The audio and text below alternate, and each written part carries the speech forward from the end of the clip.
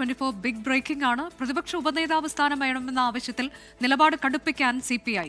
പ്രതിപക്ഷ ഉപനേതൃസ്ഥാനം ലഭിച്ചില്ലെങ്കിൽ സംയുക്ത നിയമസഭാ കക്ഷിയിലെ മറ്റു ചുമതലകളൊന്നും ഏറ്റെടുക്കില്ല എന്ന് CPIM നേതൃത്വത്തെ CPI അറിയിച്ചിട്ടുണ്ട്. പാർട്ടി ഉന്നയിച്ച ആവശ്യത്തിൽ തീരുമാനമാകാതെ സംയുക്ത നിയമസഭാ കക്ഷി യോഗത്തിൽ പങ്കെടുക്കേണ്ട എന്നും CPI തീരുമാനിച്ചിട്ടുണ്ട്. പ്രതിപക്ഷ ഉപനേതാവ് പദവി വേണമെന്ന ആവശ്യത്തിൽ വിട്ടുവീഴ്ച വേണ്ടെന്നാണ് CPI സംസ്ഥാന നേതൃത്വത്തിന്റെ ഉറച്ച തീരുമാനം. CPIയുമായി നടന്ന ഉഭയകക്ഷി ചർച്ചയിൽ ഉപനേതൃസ്ഥാനം ലഭിക്കണമെന്ന് കർശനമായി ആവശ്യപ്പെട്ടിട്ടും അനുകൂല തീരുമാനമുണ്ടാകാത്തതിൽ CPIക്ക് കടുത്ത അമർഷമുണ്ട്. ഈ സാഹചര്യത്തിലാണ് നിലപാട് കടുപ്പിക്കാൻ തീരുമാനിച്ചത്. പ്രതിപക്ഷ ഉപനേതൃസ്ഥാനം നൽകുന്നില്ലെങ്കിൽ സംയുക്ത നിയമസഭാ കക്ഷിയിലെ മറ്റു ഭാരവാഹിത്വങ്ങളൊന്നും ഏറ്റെടുക്കേണ്ടെന്നാണ് തീരുമാനം. ഇക്കാര്യം CPM നേതൃത്വത്തെ CPI അറിയിച്ചു കഴിഞ്ഞു. പ്രതിപക്ഷ ഉപനേതൃസ്ഥാനത്തിൽ തീരുമാനമാകുന്നവരെ സംയുക്ത നിയമസഭാ കക്ഷി യോഗത്തിലും CPI MLAമാർ പങ്കെടുക്കില്ല.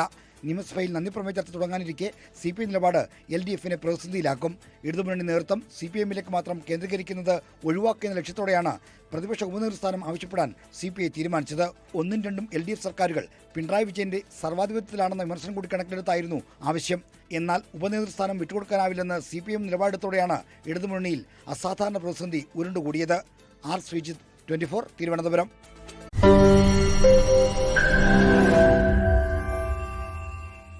ലോകത്തെവിടെയായാലും ഏത് സമയത്തും 24 വാർത്തകളും ഓഗ്മെന്റഡ് റിയാലിറ്റി പാക്കേജുകളും എക്സ്പ്ലെയിനറുകളും വിശദമായി കാണാൻ ഞങ്ങളുടെ YouTube ചാനൽ നിങ്ങൾക്ക് സബ്സ്ക്രൈബ് ചെയ്യാം.